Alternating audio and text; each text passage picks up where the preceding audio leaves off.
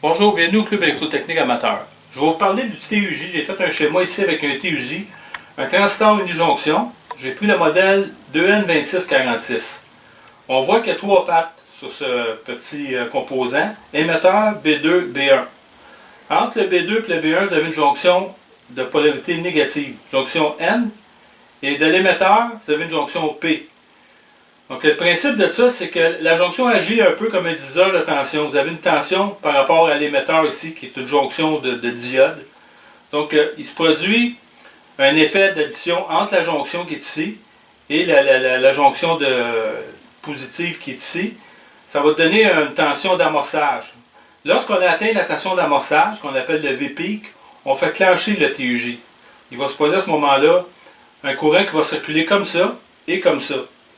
Donc l'idée c'est ça, c'est que en ayant un condensateur ici et une résistance, on peut générer une constante de temps qui va nous permettre de générer des créneaux.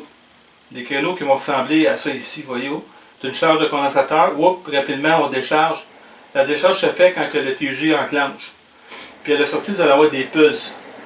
Donc la constante de temps pour ce genre de TUJ-là, le 2N2646, va être égale à la tension V-peak, qui est 63% de 12 volts. Donc en théorie, si je fais une constante de temps, RC, inversée, je devrais avoir la fréquence que ça va nous donner. Donc c'est un peu l'idée. Vous allez avoir un générateur d'impulsion qui va se faire, on appelle ça un générateur trigger, qui va actionner le premier transistor qui est ici, et le deuxième, pour faire actionner une lampe de haute intensité.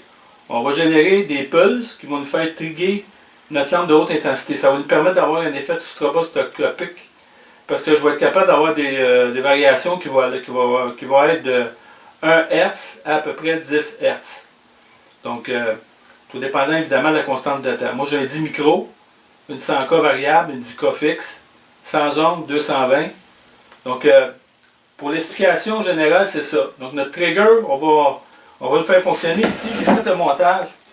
Comme vous pouvez voir, j'ai le montage électronique qui est là.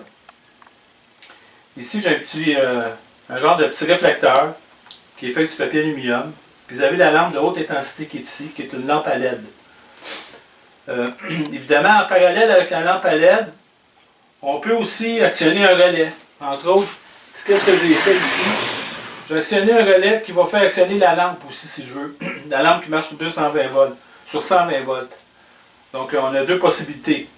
Soit vous la faites fonctionner sur 12 volts, ou vous l'actionnez avec un relais auxiliaire. On va avoir l'effet stroboscopique qu'on veut. Si je fais l'essai, je vais activer mon système. Voyez-vous, on a déjà un flash qui est là.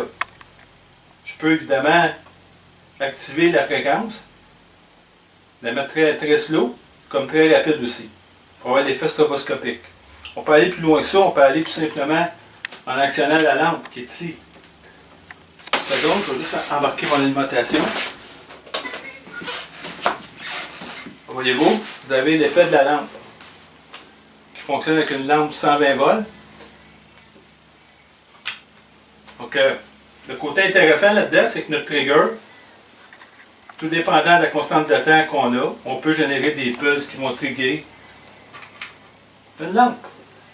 Donc, je vous laisse là-dessus en vous disant à la prochaine. Merci.